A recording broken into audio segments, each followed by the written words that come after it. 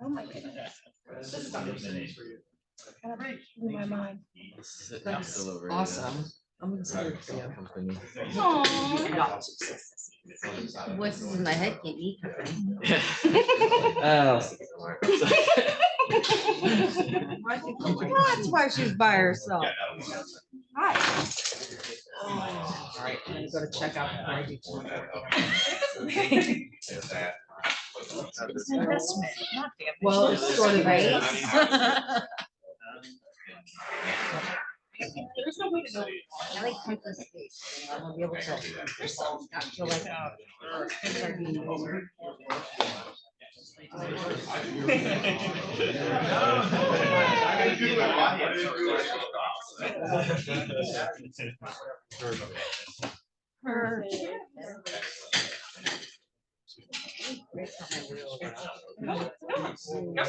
are you? Doing well yourself? Good. You had a whole row to yourself for a little bit. So nice. Thanks for being out. Really?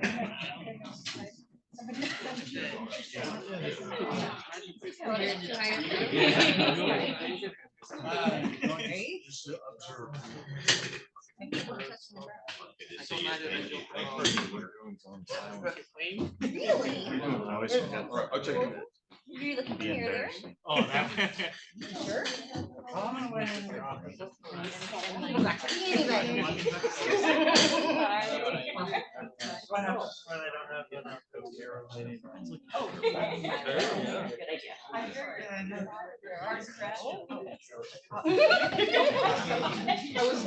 I could also be me too. Oh, it's true. I just cracked up.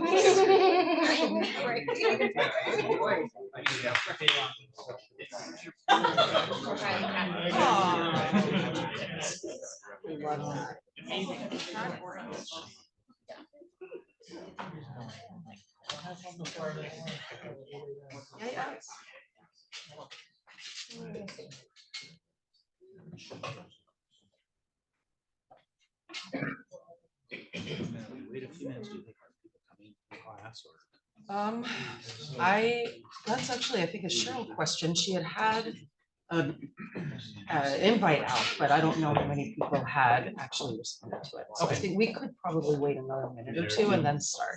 I didn't want us just to be pulling our heels and with no one saying, hey. Yeah, no, it's because I think classes do end at noon, so it might be that we have a few people coming in. Sure.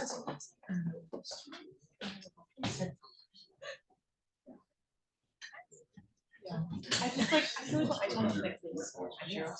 That's because you are. I am, I know. But they're like, who are you? What are you doing here? Why are you not going? It's the advisors. And I said, Or are you getting this corral students in here? Come out here, do they know we're in here? I'm listening in. I only miss all the stuff in Mars. I don't go to as much stuff because I want to like sort of explain to DC to learn about credentialization. I'm like, oh, no, I'd rather be told. Not even like look at it off. I'm just interested. Sorry. I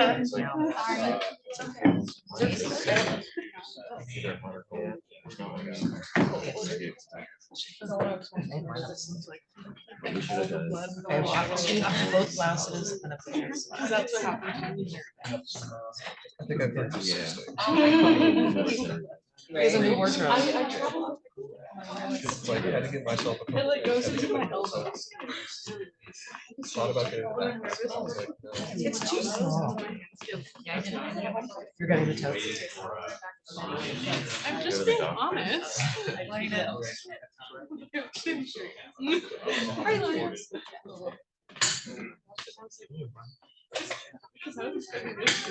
Oh no, no, I like this one better.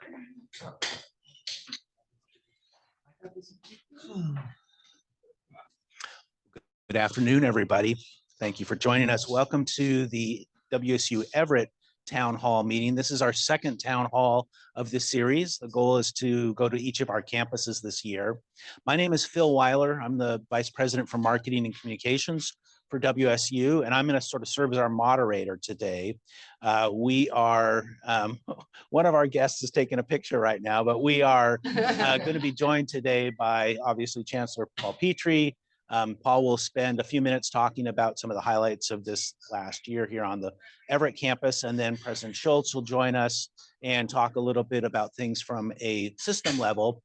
And then really what we want to spend the bulk of our time doing is to answer questions from you all. So we have some questions that were submitted in advance that I will ask to the Chancellor and the President, but if any of you have questions, I'll run around with the stick mic here and just raise your hand when the time comes. And we'd be love to make this more of a conversation.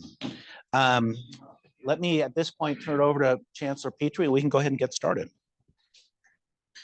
Should I use the mic? I think I can just talk from here. Okay. Well, I actually want to welcome you to the Washington State University Everett's 2023 Town Hall.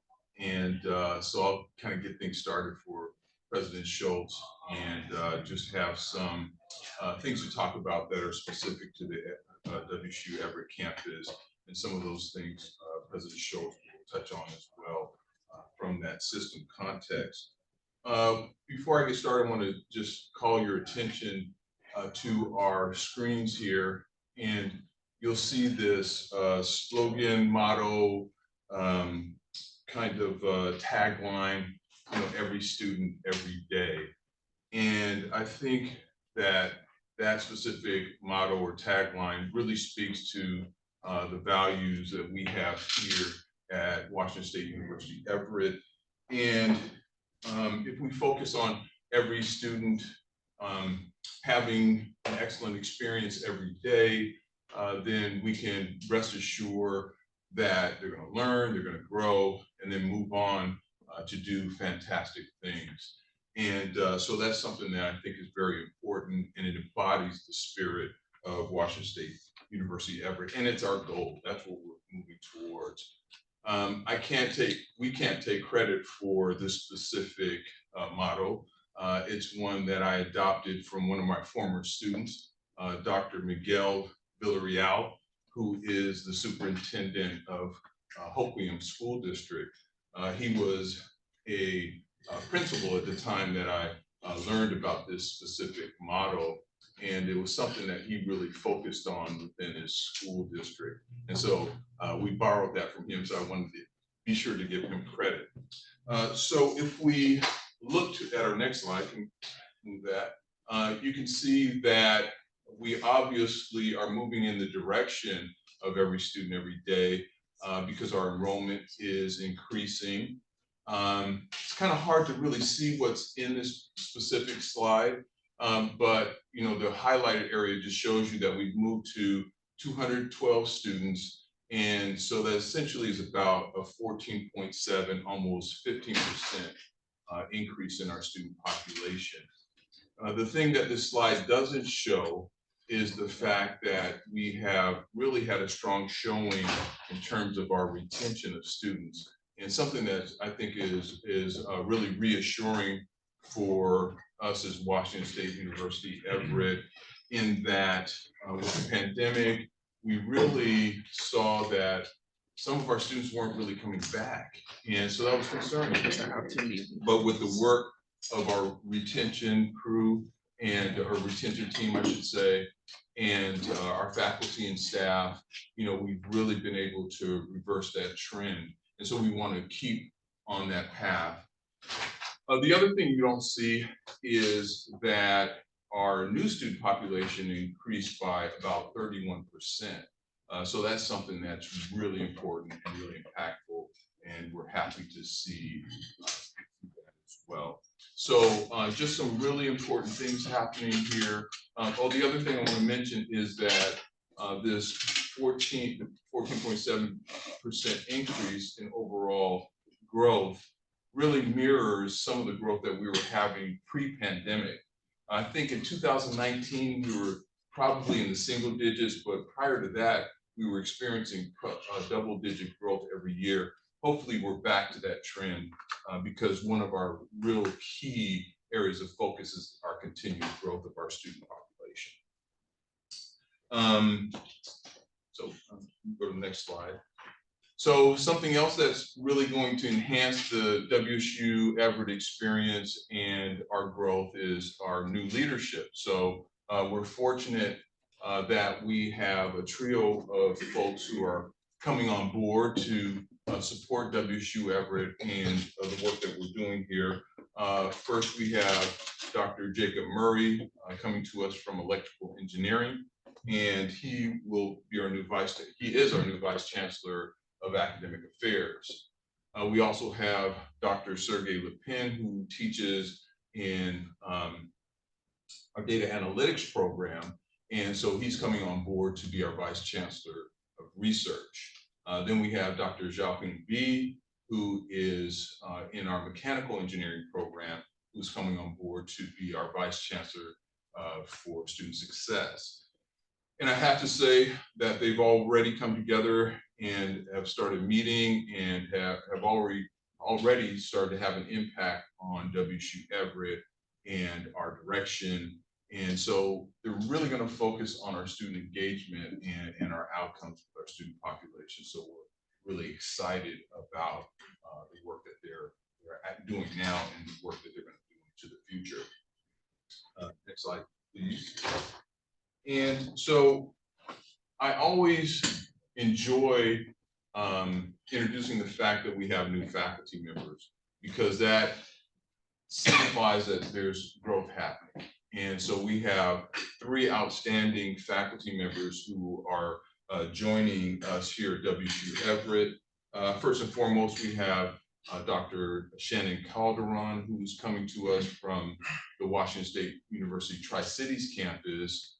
She'll be working on building our education doctorate program, and she's just got an excellent background in educational leadership, both in K-12 leadership and higher education leadership.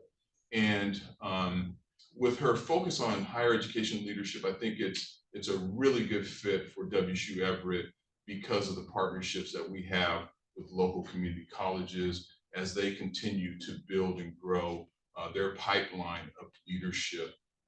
They'll want their faculty and staff members to be able to access this degree program. So we're really excited about that. We also have Dr. Linus Liu, who comes to us from Warner Pacific University, and we're excited to have him here. He brings to Washington State University a background both in academia, but also in business and industry. And so he'll be leading our cybersecurity program and helping us to build that. We had a soft start this past fall, but we're going to work on continuing to build that into the future. And so I want to welcome Dr. Linus Liu. We also have Dr. Gani Nurmagomedov, and we want to welcome him as well to Washington State University Everett. And he is coming on board to round out our data analytics program, and a program that's a signature program for WSU Everett. And so we're happy to have him on board here as well. So maybe we can give them a round of applause. So a special welcome to our new faculty members. This next slide, I'll just go over really quickly. This is really in the expertise of Dr. Liu. Our cybersecurity program, another one of our signature programs, something we're really excited about. We've really made an investment in providing students an opportunity for really engaged learning with our new lab setups. One of the things that we're showing you here is our cyber town. So students will have real-time experiences with working on cybersecurity. And so we're excited about that. A couple other things I want to mention in terms of us building this program. We'll have women in cybersecurity visiting WSU Everett. They're actually going to be sponsoring the speaker here. So you may want to put this on your calendar, October the 11th, they'll be here. And the other thing that's happening is there'll be a legislative tour that will visit WSU Everett, and they're looking at the cybersecurity workforce. So they'll be visiting here, and I'm assuming that they'll be visiting Everett Community College as well.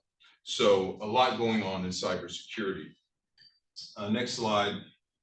This next slide, I just wanted to highlight a program that's really unique here at WSU Everett, one that's been going on for several years. Initially, it was sponsored by the AAUW, the American Association of University Women.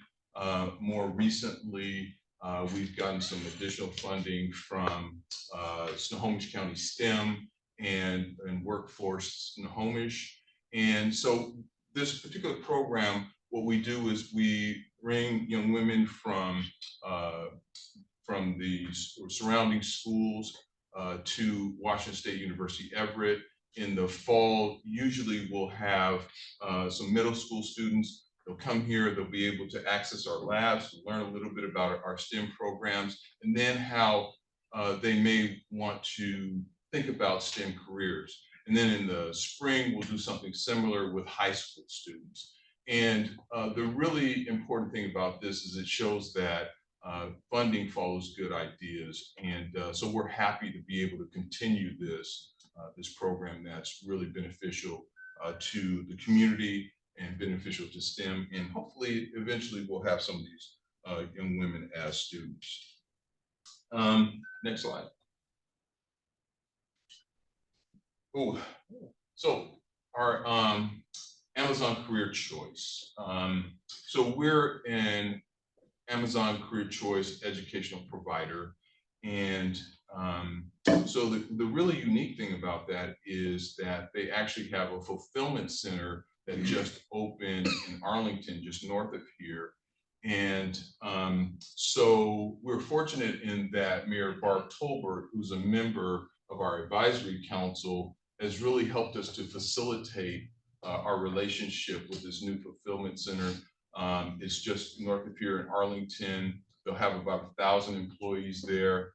And so Mayor Tolbert, this is their ribbon cutting for that new facility that they have in Arlington. And Mayor Tolbert in the kind of gold blouse there. If you look really closely on the left side there, you'll probably see two people you may know. There's Alex Taddeo and then also Cheryl Blackburn. So they actually not only attended this event, they were there right there with the ribbon cutting. And so it just shows that we're developing this fledgling relationship with Amazon just north of here. And so some real opportunity there that we're proud of. Next slide. So Fusion Week, we're working with the Clean Tech Alliance. This is the second year that we've actually worked with the Clean Tech Alliance. And so they host a Fusion Week every fall. They call it Fusion Week. It's actually 2 days. One day in Seattle, and then the second day is here in Everett. And so we will host them for lunch. They'll have business and industry leaders, folks interested in fusion. We'll have some panel discussion. We'll have some speakers, some networking. They'll have an opportunity to tour our labs and get a sense of what we're doing here at Washington State University Everett.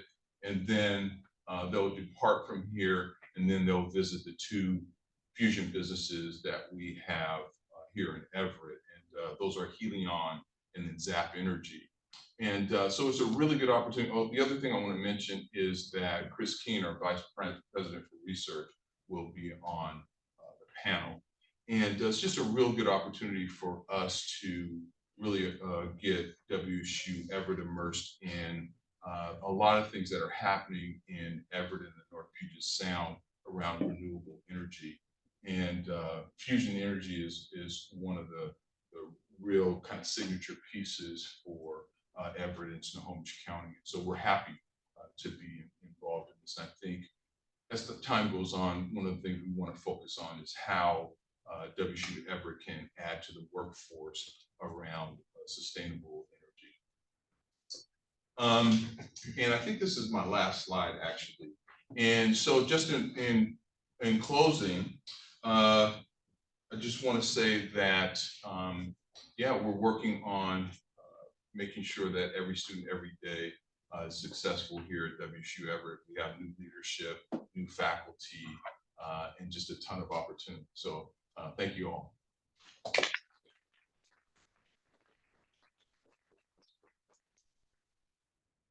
you. It's great to be back in Everett. I think I was looking at my calendar and counting up the number of times I've been here over the last 12 months, and I think I may have been here more in the last year than the previous 6 years combined. So it's been great to just be on campus. Appreciate all the fine work Paul is doing. It's just neat to spend time at places. And what I found is in previous years, I get to go in and out sometimes in an afternoon, or I'd be so heavily scheduled that I didn't have a chance to sort of just see people in the hallways. And it's just been nice being around and kind of feel my little office up there on the second floor conference room. I can walk around, and it's just kind of neat to see everybody. Thank you for the donuts, by the way. So always a good thing when I'm in Everett. And that coffee machine is super cool. If you wonder where it disappeared once Paul started talking, I think I need something to drink. And once I walked out there, it was kind of cool. There's like 5 of us all watching it make coffee. So engineering in action is what I like to say. So, well done. Please, first slide. So I've got several things I want to kind of hit on today, and I'm going to move through these quickly because I really want to make sure we have some Q&A time. And that's kind of the thing they teach you at President's School, right? Is say you're going to do open Q&A and then speak for 55 minutes out of an hour, and then 5 minutes, go, well, we ran out of time. So I'll be quick. Talk a little bit about the future of Pac-12, a little bit on enrollment, some of our partnerships for success that we're seeing across the system, and then a little bit about advancing WSU Everett from my perspective, and then we want to have some Q&A. So next slide. Well, my summer got really turned upside down, as did WSU's. I told people in my career as a president, this is, I guess, year 15. I cannot remember another day that was as tumultuous as when we started off in the morning hearing that University of Washington, University of Oregon, going to move to the Big Ten, and by 5 o'clock, basically the conference had disintegrated down to 4 schools, 2 of which, Cal and Stanford, were actively looking to join the ACC for about 3 weeks, and now we're just down to Oregon State and WSU. So as you all know, we went and elected to file a lawsuit to really seek clarity on who is in control of the conference and the conference assets. We were successful in at least that first stage in that endeavor. We were working closely with Oregon State on this, and it's a shame in a little ways that as we've worked with Oregon State through this, we are very similar institutions in terms of our focus, our student body, what we do for our states. And I think we were so busy worried about what everybody else was doing. Sometimes we didn't work as closely with OSU as we probably could have or should have. And I'm not talking about athletically. I mean, academically, we do a lot of research in some areas with OSU and the ag side. So there's a lot of other opportunities. And if nothing else, out of all this, I think a tighter relationship with Oregon State is going to be a positive. Where we're going to land conference-wise, we just don't know. Clearly, we're having discussions with the Mountain West Conference that's been well publicized, not necessarily about are we going to join or not in the next month, but what does the scheduling alliance look like, as well as several other options. And given that we're filing and going through a legal process, there is nothing about this that is fast. And so as you all talk with alumni and people that are concerned about what this is going to do to WSU or for WSU, patience is the key word. We just want to take our time and make sure we go through this really deliberately and not go to a hasty conclusion. Everybody goes, you should have taken your time to ensure you know strengths, weaknesses, assets, liabilities, and then make a decision about where WSU is going in the future. In terms of this campus, I just don't see that regardless of what athletic conference we play in, is going to make a great deal of difference in terms of a student choosing to come to WSU Everett or not. I think the Pullman campus, we do have some concerns about what will be the impact on enrollment based on playing in a different conference. And the data is really terrible. There is not a lot of good information on that. Everybody has anecdotal information, but there's almost nothing that says that that change in conference is going to either make enrollment go way up or let enrollment drop. And as I was in an interview, I said the National Science Foundation does not list athletic conference affiliation on the application. And so there's just a lot of things that we do as an institution that we're going to continue to do. And I think it's more of a hit to our psyche almost than it is other tangible types of things. Now, our athletics budget right now is about 80 million. There's no question that that will be significantly reduced. We won't have 35 million coming in next fiscal year from a media outlet. And so we'll be going through an exercise over the next 6 months on sizing our athletics budget appropriately. I don't know what that number is going to be yet. We have a group coming in to help us with that. So that will be certainly a fairly dramatic effect internally. Just we'll have fewer people in there. We'll have a smaller budget. I think it's going to be painful for the next year or two, but I believe at the end of the day, we can be in a conference affiliation where we can be more successful on the field. Similar kinds of institutions focused on the West Coast, worried about our student athletes and making sure that we're not sending everybody over to the East Coast for all of their things, that we still maintain that kind of footprint in the West. And I think that's what we're going to do, and happy to answer other questions about this, in the Q&A. Next slide, please. Well, congratulations to you all on a really nice step forward in enrollment. I know Paul and I, that was a frequent conversation that we would have, as I did with most of our chancellors over the last year or so, last several years, is where are we on enrollment? And these things don't happen and flip easily. And this campus was one of two that actually not only boosted the first year students coming in, or the new transfer students, but overall enrollment was up. And it's nice to be back over 200. And just congratulations to you all. So 14% increase in overall campus enrollment, whopping almost 32% increase in new transfer students over last year. And I think I just feel that momentum continues to move forward. So thanks to Paul, to our leadership team, all of you. This is a really fantastic place where students get a lot of highly personalized attention. They always have a lot of hands-on opportunities, a lot of really close interactions with faculty. Not that we don't have that in other campuses, but here it's an intimate environment, which is a positive. So I hope that we continue to see this move forward in the coming years. The other thing I'll just touch on is U.S. News and World Report. Interestingly, there's lots of studies that show almost no students pay attention to this, but faculty certainly do, and alumni do. And so there was a lot of concern that WSU had dropped tremendously over the last several years in U.S. News and World Report. We convened a group that we put together with our faculty senate and others to take a one-year deep dive. And instead of kind of panicking or throwing a bunch of money at something, we really wanted to go and look at the data, look at the information, say, what is it that we need to be doing that aligns with where WSU is going anywhere, not chasing a ranking, but are we making sure that we understand how we're being evaluated? Interestingly, WSU has not changed much over the last decade. If you look at our overall kind of numbers that we submit to U.S. News and World Report, it's not like anything's going way up or way down. They added a ton more schools. They keep changing their criteria every year. So we're really pleased this year to be ranked by U.S. News and World Report in the top 100 national universities again. But I would just caution that that could be a little bit of whipsaw year over year as they continue to change things. I would urge you to look at the executive summary that came out of our group around this, because what they do is they say we still need to continue to stress things that we want to stress anyway. Retention of our students. Are we doing a nice job with retention? Are we marketing the institution broadly, not just to higher education, but out there? And if you look at it, it's a lot of things that we're already working on, that you all are working on here. And so I don't want to chase rankings and go, we spent $3 million and move up 6 places, and you all would go, I got a lot of other things you could have spent that money on.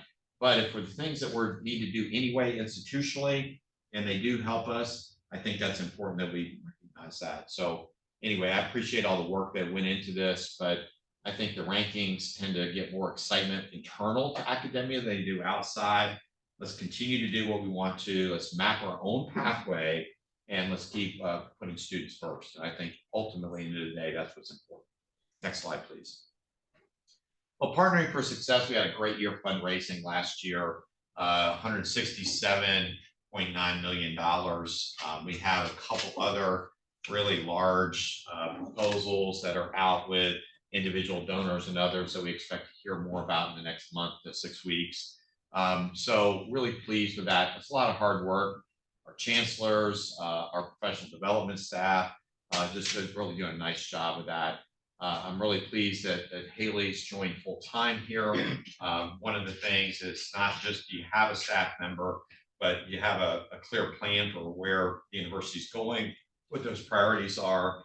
And I think I look forward to really fantastic things continuing here on the Everett campus. A lot of people in the community want this place to be successful. A lot of our donors in this area want this to be successful. And so I think we're going to start seeing more philanthropic support for the Everett campus as we align priorities, Paul's leadership, Haley being on board. I think it just starts all coming together. So the Washington legislature last year, we had, certainly this will be my 8th legislative session coming up this year, was our most overall successful session that we had. We basically got almost everything we asked for. The one area that we weren't as successful, and you all know this, was in the salary area. We have a fund split. We did not get as much salary dollars as we had hoped to. I'm meeting with the presidents next week in the state about what can we do to sort of retool a little bit of how we talk to legislature about salaries. Things like, Kirk left WSU to go elsewhere because he got more money, does not work with the legislature. Some of the traditional things we talk about in higher education don't tend to carry much water. The legislature wants to fund new buildings. They want to do new programs and things like that. And so that's not just Washington, that's across the nation. So we're going to keep retooling. What can we do to ensure that we're paying you all what you deserve, making sure that we're keeping up with inflation. And we realize that we've done 2.5% each year for the last 2 years. That's the highest the university's done in something like in 2 consecutive years over a decade. Compared to inflation, we know it's not where it needs to be. Otherwise, things around new program development, around dollars to do deferred maintenance and other types of things, we're really, really successful. So Chris Mulick, our interim vice president for government relations, and his team have done a really nice job. All the chancellors are very involved in meeting with local elected officials and making sure we got a good message in Olympia. And I really appreciate it. It's a year-round activity. Everybody thinks it's all for 2 or 3 months. You kind of ride in a white horse and they give you money. It's a year-long process because during the summer, we can sit down with elected officials for an hour and you can talk to them about what are we doing? What's important to us? Why is this important? What did we like that happened last session? What did we didn't? During the session, you'll get 10 minutes. They got 16 people behind them all waiting to see. So what you tend to do during the session to kind of remind people, remember that summer, that conversation we had about this particular program, and that's really how legislative advocacy works in the state. So I appreciate Paul's continuing work with our local delegation. And folks, we got a really powerful set of folks in Everett that will put university projects on their back and they just push them through the legislature. So we've got a great set of people here that really believe a lot in what WSU is doing. Federal funding, we continue to do a really nice job with opportunities with the federal government. Linda Becker-Fenter, who's our assistant vice president for federal relations, works with Chris and that team, has got all kinds of earmark requests, congressionally directed funding, I think is the appropriate term, but it's an earmark, with a lot of our delegation in the state around student safety, research related things, stuff like that, that fit the kind of things that it's on the front page of the say all the time. We all go, we are proud of this. It's not the kind of thing you wince. We want to have great projects that they want to support, and we're going to continue to lean on the feds to also help us out.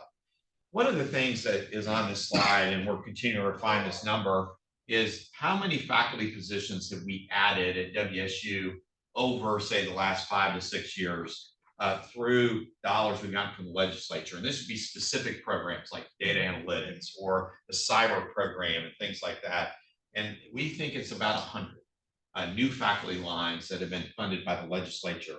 Now, because we've shrunk, we've also lost faculty and faculty lines during that time. But I just want to reiterate, when we go to the legislature for a new degree program, we're also asking for support for faculty and staff and other pieces that are important to close out. So next slide, please. So Paul did a really nice job talking a lot of the things that you all continue to do on this campus, working with industry and the community. I have the opportunity, as you all know, to be on all these different campuses. And one of our real strategic advantages here, you all are right around industry. If we look at our engineering students, our communication students, our hospitality and business students, you don't have to go far to do an internship or get a real life experience. At Pullman, for example, that's a little bit different. It's just it's a rural setting. One of the strengths here is this urban setting that we have, and the fact that we are right in a heavily industrialized place that wants graduates in a variety of fields that can roll up their sleeves and get right to work. So we want to continue to double down on that here because I think that's a real advantage. And we look forward to continuing to build those industry partnerships. And I appreciate the work that Paul and others of you do, being out representing WSU as a system and WSU Everett as a campus, things like the ribbon cutting for the Amazon facility and others. It's important that we're seen there. And it's important we're seen there, and maybe people that represent other major public universities in this region aren't there. So it's really cool. So next slide. So that's all I have that I wanted to really hit on. We tried this year to be a little bit smaller, and now I think Phil's got some questions, and you all may have some questions, and then Paul and I are happy to answer those. So Paul, you want to come up here? Phil, you come up here as well. Sure. So in a second, I'll ask if anyone has questions, just raise your hand. I'll bring the mic to you. President Schultz, you mentioned the U.S. News and World Report and the fact that there was a study that was done over the summer. For those of you who are interested, I'll tell you that the Office of Strategy Planning and Analytics has a website that talks about rankings in general, which if that is of any interest to you, strongly recommend you look at that. They did a really good job of looking at all the different types of rankings that are out there. A lot of us know about US News, but there are a number of other rankings, both nationally and internationally.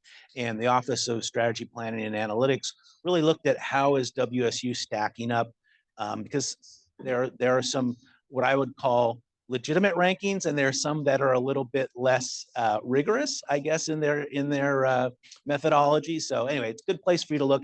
If you are interested in looking at the report regarding U.S. News and World Report specifically, it's up on that website as well. And I will note that that was written by WSU Regents Professor Brian French, who spent the summer doing, as the president mentioned, a really deep dive. I had a chance to serve on that committee, and I was really impressed at the work that he had done. And he looked at the question about rankings from many different angles. And so anyway, if you're ever interested, I would encourage you to take a look at that. President Schultz, you talked a little bit about compensation, and you can't stand and have it. All right. Living room right here. Okay.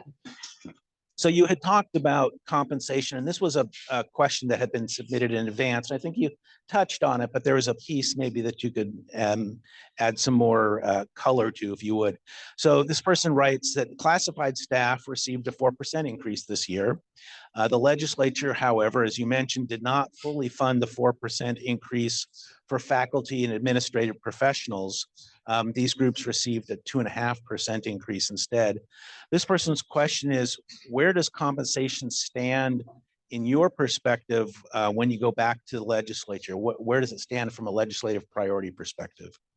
Yeah, this last year, as we went and visited with the legislature, most of the time it was Chris Mulick and myself, or myself and Paul, or one of the other chancellors and Chris. It's our top priority. We mentioned that. And one of the things WSU does is we submit a prioritized list to the legislature, not a list of 6 items that the priority changes on depending who we're talking to. We submit a prioritized list. So we say, you're gonna fund one thing, it's the top item. You're gonna fund two, we would ask the 1 and 2. And compensation is our top priority, and will be again going into the next major legislative session. I'll just say that we'll sit down sometimes for 30 minutes with somebody. We'll talk about compensation and they'll go, yeah, we got it. And 2 minutes in, they're like, now let's talk about those new degree programs or this new building or whatever. So we're going to continue to push that. That being said, the key is the fund split.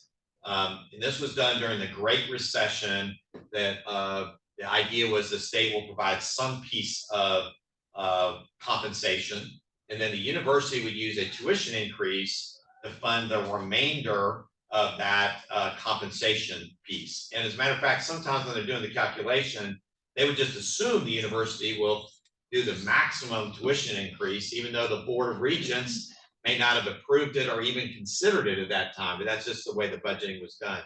It used to be about 50-50. We've since moved that to about 2/3, 1/3, 2/3 coming from the state, 1/3 from there. One of the challenges was the University of Washington was not at that number, the 2/3, 1/3, and they got raised to that particular number. So now all the schools in the state, the 4 years, are essentially the same fund split. What we wanted to do this last legislative session was say, move it all the way up to 100%. Just give us everything that you need for raises. And that just did not get the traction that we had hoped it would. So what I want to do is go back now and say, well, maybe instead of going all the way to 100%, maybe we can move to 75-25 and sort of get the legislature each session to take a little chunk out of that, so that we eventually would get to the point that if they raise, say it's going to be a 4% raise, a 5%, whatever the number is, that we actually get the full allocation of those dollars to be able to use for the raise pool. So the bottom line answer, it's our top priority, will continue to be that way. The second is we are going to work on that funding split, because I think that's a key in the long run, is making sure that we get the legislature to provide all those dollars needed to provide those needed salary adjustments to recognize the great work you all do. So I would agree. I think that funding split is a really important nuance that a lot of people don't understand. And, the rub obviously is we don't want to be increasing tuition every year. Students clearly are sensitive to tuition hikes. And so it puts the university, I think, in a tough spot where we don't have the full funding for salary increases, and the expectation is we're going to sort of put that on the back of students through tuition increases. So Chancellor Petrie, you talked a little bit about this, and President Schultz did as well, about the partnerships that the WSU Everett uses, particularly, I think, with some of your senior level students. Can you talk a little bit about why that's important and kind of the work that you're doing to create and take advantage of your location here with all these different industrial partners that we have? Yeah, our work with our industrial partners really centers in on our student population and helping them to learn about the requirements within the field, and to make those connections for internships and other opportunities similar to that. Yeah, essentially what we want to do is prepare our students for that next step, that ability to move into business and industry once they graduate. And so, in the future, one of the things we'd like to see is things like sponsored research and that type of thing. But I think and that will happen as our faculty grows and that type of thing. But right now, where we really focus is getting our students those real world experiences. If we can get business and industry to come into the classroom, if we can get our students into some of these organizations to learn about the work that they have there, that just enhances their overall learning experience. And a lot of senior design projects, so we're always hunting for more senior design projects. Dr. Fee does an excellent job at that. Both he and Jacob do, and so those are the kind of things that we do, and so we want to continue to build those relationships. And as I mentioned earlier, things like having a fusion week here and having those individuals not only just spend time here at our location, but to see the type of work that goes on. It just enhances our ability to have our students be able to transition into some type of professional role. Some of those companies. If I could, Bill, to this end, I remember, first coming here in 2016, and as some of our baccalaureate programs are relatively new to the community, especially engineering and some of those, there was this sense, I really need to get a Pullman graduate. This is kind of a new program. Then our graduates from here went out, and people are like, wow, these are really, really talented folks. And guess what? They're right here. They want to be here. They want to work here. And I just remember watching the companies coming in that wanted to participate in senior design and hire our graduates from here, continue to sort of elevate. And I think that says a lot about the job that you all continue to do with local industry, because they're going to be skeptical. Well, this is kind of new, maybe I need to go elsewhere. Now let's take every graduate and get from here. And that says a tremendous amount of the job you all do as faculty. They are work ready and they're creative, energetic, and I think that is recognized. So it's not just relationships, it is taking that to the next level. They'll take everyone they can get, and that says a lot. Well, and I think that really leans into that land grant mission that we have, where we exist to be able to be of service to the state and be able to provide college graduates who can go immediately in industry and make a difference is really important. And we know that the state of Washington, if we all cannot produce those graduates, they're going to have to import them from elsewhere. And so I do think it's a tremendous opportunity for our students to be able to get that real world experience. At this point, I guess what I'd like to do is see if there's any audience questions. Do I see a hand? Bring the mic up. I don't need a mic. I think I am Pat McLean from Everett. I've been a party to this enterprise since 1994. I lived all of it. I think the four-year schools need to start, if they haven't already, talking about forming or organizing a higher education caucus within the legislature. I lived the community college system for 8 years. I found myself publicly explaining this to President Everett, yeah, that one, and Nelson one time, the difference between how the community colleges do it and how the 4 years do it. But what I left employ, I was with the City of Everett, and when I retired was noticeably within the legislature, you had folks who would support you because they would vote for your proposal at the goal line. And you would have those other folks who would advocate for you within the caucus and within leadership, and that you could go to and know that they would come back with response from the speaker, with response from the committee chair. There's thousands of things that go on during a session. And if you don't have people carrying your water, now it may has changed since I left town. I do speak with Chris Mulick on a regular basis. And I have not broached this concept with him. I would be interested, in the past, he's always been very disciplined. And we've worked well together, obviously. But I've always felt, there were times when there were lawmakers chairing committees who couldn't give a hoot about higher ed. That was just the prize they got from the speaker. So that irritated me. But anyway, somehow, and I'm not talking about lobbying because I know the difficulty it is, but somehow identifying who are those within the legislature.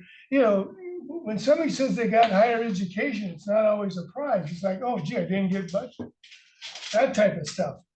So, I mean, I read this week that Senator Robinson's now chair, you know, that's interesting. That causes my old juices to flow. But I don't know where that, if there even is a conversation about a higher ed caucus.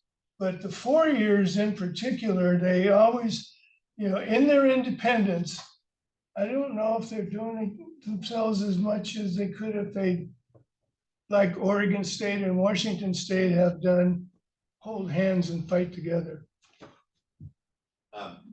There's a lot to your question, Pat. I think there's a couple things. I'm not aware of a higher education caucus. That's the first piece.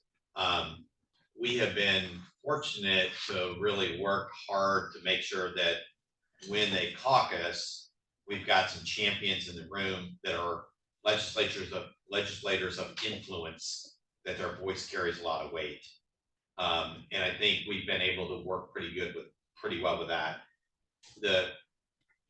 Having been here 8 years, people tell me that the 6 presidents get along now better than people said anytime in the past 50 years. I mean, strategic together going into the legislative session. So whether we have the caucus or not, I do think there's a lot of not just cooperation, but strategic cooperation to make sure that we've got good advocates in the room. However, you know, you can't just rely on it. It worked last year. I'm sure it'll work again. And I do think there's probably some benefits to making sure we got some champions that are looking out for the 4 years. I think the 4 years over the last few sessions have I think the community college is a little envious of the way we've been able to work. But as you know, change a couple seats, a couple of the chair people come and go, and boy, that can change really fast. So we got to continue to build advocates for us legislatively. Thank you. Yeah. Other questions from the audience? If not, we can go to some of the prepared questions. All right, well, I'll give you a second all to think, and let me ask another question here. I'd say maybe previously submitted, prepared. doesn't- Well, not yes, wrote 'em up, previously. you know. Where do you buy your suits? Yes. You know, it wasn't that. So here is a higher ed question. One of the unique aspects of land grant institutions is the fact that they have a statewide presence through their extension service. WSU has extension offices in all 39 of our counties. President Schultz, could you talk a little bit about the work that you're doing to meet with those extension leaders across the state of Washington? What's the purpose of those visits? Yeah, so interestingly, as we talk about one WSU in the system, people frequently say, well, what about extension? You know, extension statewide, every county, you all know that. And I think in the first couple of years, we really focused around the sort of 6 campuses. And then over the last year, I really focused on, let's get out now. Noel and myself and some others that go out and meet with extension on a regional basis. So we sort of met with the Northeast region extension folks from about 6, 7 counties, hearing what they do, hearing their challenges. And interestingly, they're interested in partnering more with faculty and staff on individual campuses, but they're busy. And they go, well, sometimes we just don't know who to reach out to. So we just go back to doing what we're doing. I'm not blaming them. Everybody's got a lot to do. I'll hear from people on campuses. We would love to partner more with some of the extension folks, but you know, we just don't know how. It's not convenient, those types of things. So it's really a bridge building. It's just trying to understand what people are doing, what their focus is, where we can be helpful. And I hope to be able to do this on a periodic basis. And it'd be ideal to visit every extension, you know, office individually. But the reality is that becomes almost, from a scheduling point of view, really difficult. So we want to do more to build those bridges between our campuses, you all as faculty and staff, and those individual extension professionals that often are trying to do, you know, align things, but sometimes just those relationships aren't there. So I don't know what you would say to that. We actually have extension in the building here, which is unusual on some of the other campuses. We don't have that. Yeah, we have Metro Center. I think we're a little unique in that when we started working on the Everett campus, really depended on extension.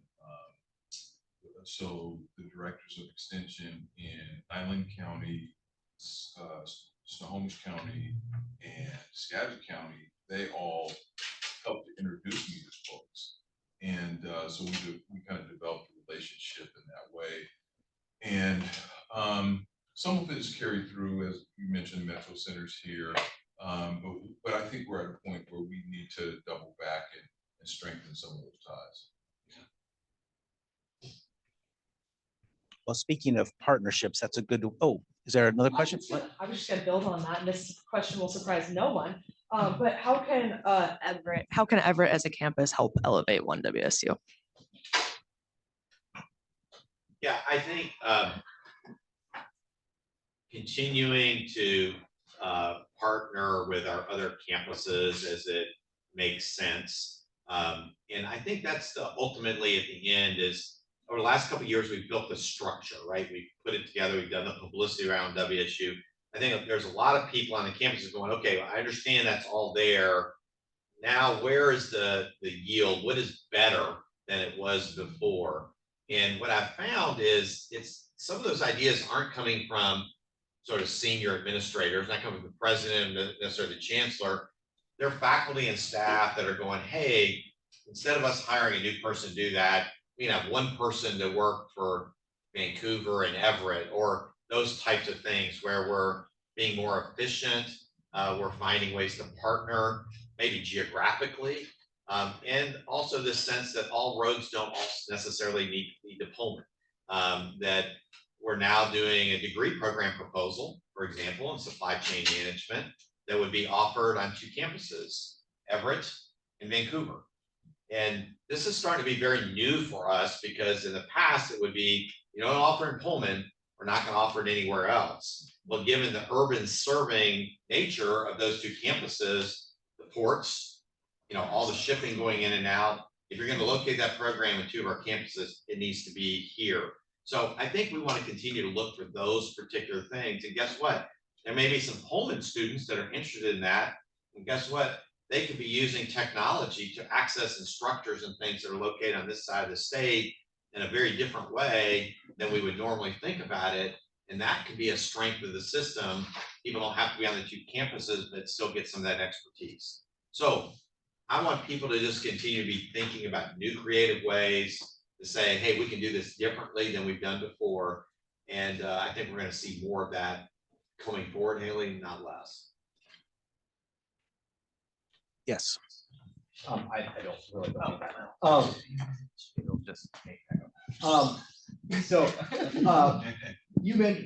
You mentioned that the community college would envy our how well we worked with the legislator, and on this campus in particular, since we are a transfer campus, we need to have a good partnership with community colleges. And I was wondering if both of you, Paul and Kirk, if you could talk about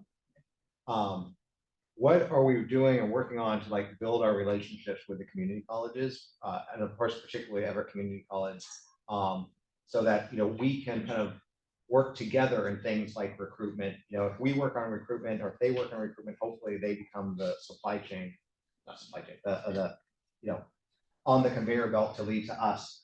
What are we working on, or how can we work better with the community colleges? Yeah, I think that's an excellent question. I think we're constantly working on developing better relationships with our community college partners. As we all know, every community college in particular has gone through a lot of transition.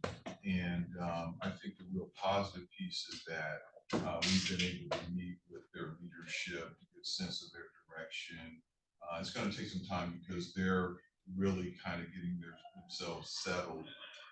But at the same time, we have new leadership at WSU, Everett. And so we're kind of touching every community college in particular at different levels. And so, and it's very important because as I mentioned, they've gone through a lot of transition at all levels over there. And so it's just going to be important for us to continue to have those relationships.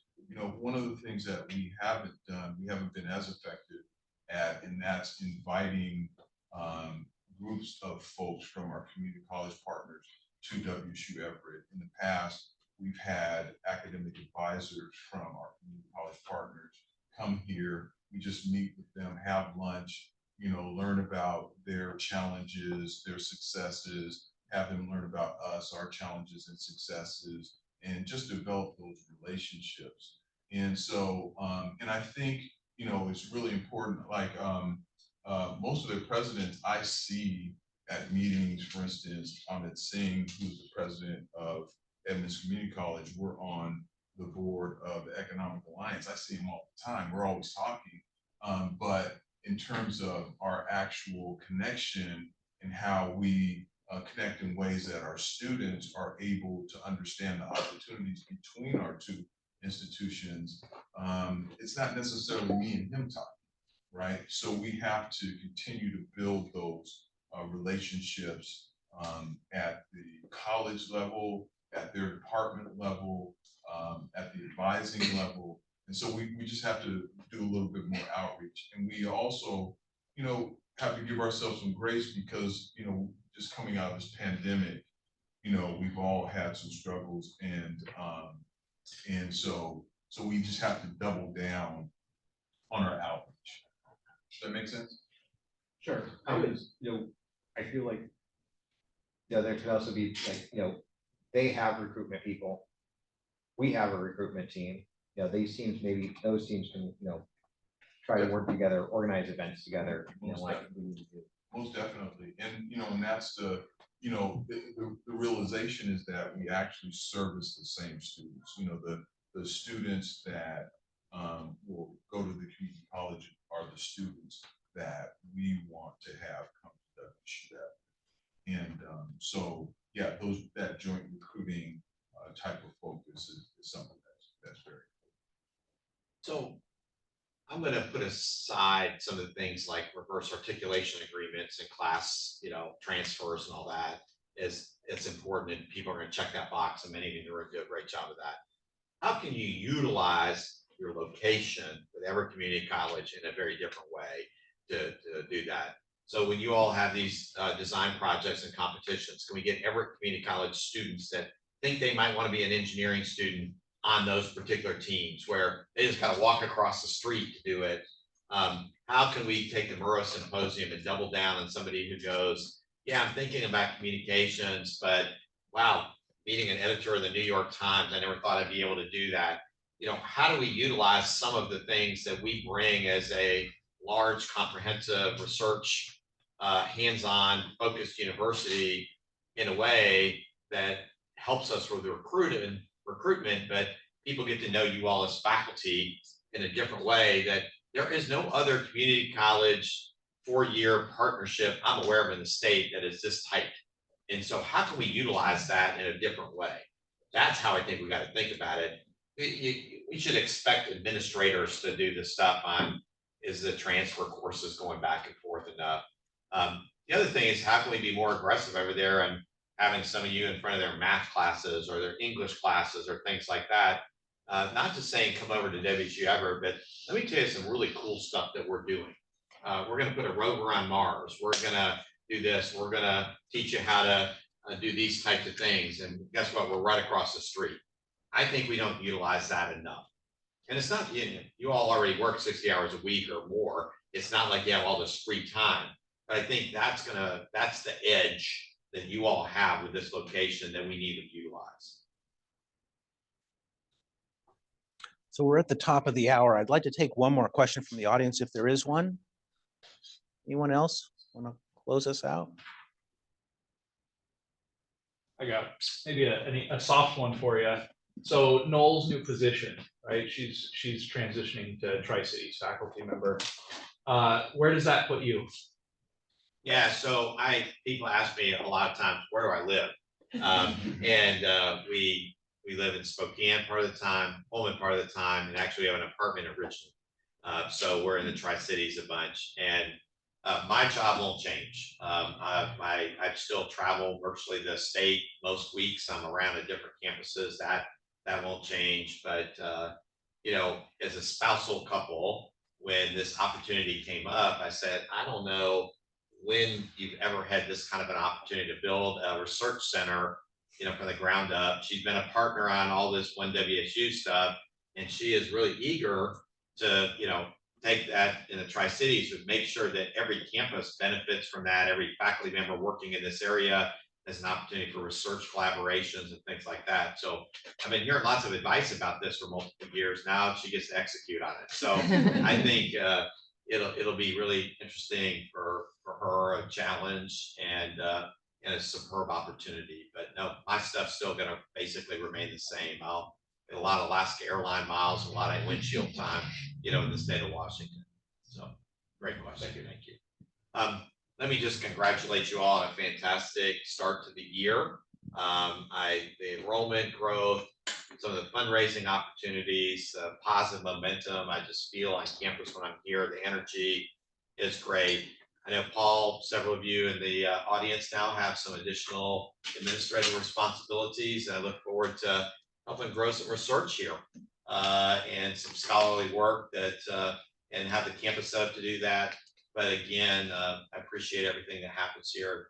Always let me know what I can be doing to help promote, grow, help you all thrive and continue to make a big difference in the North Puget Sound. So thanks and go Cougs. Thank you, everybody.